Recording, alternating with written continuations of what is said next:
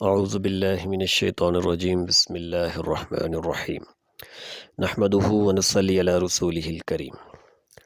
دین اسلام اور بنیادی مسائل۔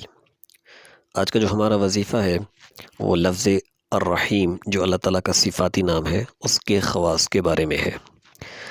الرحمن کا جیسے مطلب ہے رحم کرنے والا، بہت زیادہ رحم کرنے والا۔ الرحیم کا مطلب بھی ہے بہت زیادہ رحم کرنے والا۔ اس نام کے اندر اللہ تعالیٰ کی جو رحمت کے معنی ہیں وہ پائے جاتے ہیں۔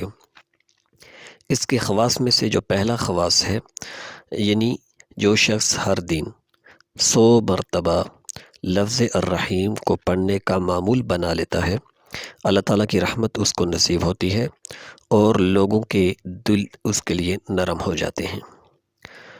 اس کا جو دوسرا خواص ہے لفظ الرحیم کا، وہ یہ ہے کہ جو اس کو کثرت سے ورد کرتا رہتا ہے وہ مستجاب الدعوات، یعنی اس کی دعائیں قبول ہونے والی بن جاتی ہیں اور زمانے کے مصائب سے محفوظ رہتا ہے۔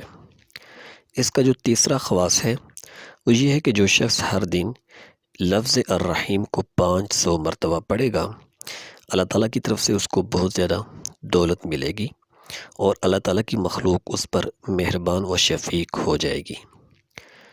اور اس کا جو چوتھا خواص ہے وہ یہ ہے کہ جو اس لفظ الرحیم کو صبح کی نماز کے بعد 100 مرتبہ پڑھے گا، اس پر اللہ تعالیٰ کی تمام مخلوق مہربانی اور شفقت کرے گی۔ اس کا جو پانچواں خواص ہے وہ یہ ہے کہ جو صبح کی نماز کے بعد 555 بار پڑھتا ہے وہ ہر حاجت سے غنی رہتا ہے۔ اس کا جو چھٹا خواص ہے وہ یہ ہے کہ یا رحمان الدنیا و رحمہما 41 بار 41 دن تک پڑھے گا، اس کی حاجت پوری ہو جائے گی۔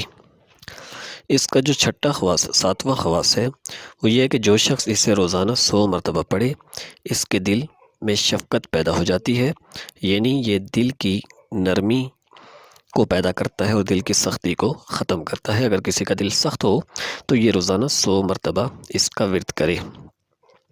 تو یہ لفظ الرحیم کے بارے میں کچھ خواص تھے۔ یہاں اس چینل کے اوپر آپ کو جتنے بھی وظائف بتائی جاتے ہیں وہ سارے کے سارے قرآن و حدیث میں جو وارد ہوئے ہیں، قرآن و حدیث سے باہر کوئی بھی وظیفہ آپ کو نہیں بتایا جاتا۔ اللہ تعالیٰ ہمیں اس پہ عمل کرنے کی توفیق عطا فرمائے۔ وآخر دعوانا ان الحمد للہ رب العالمین۔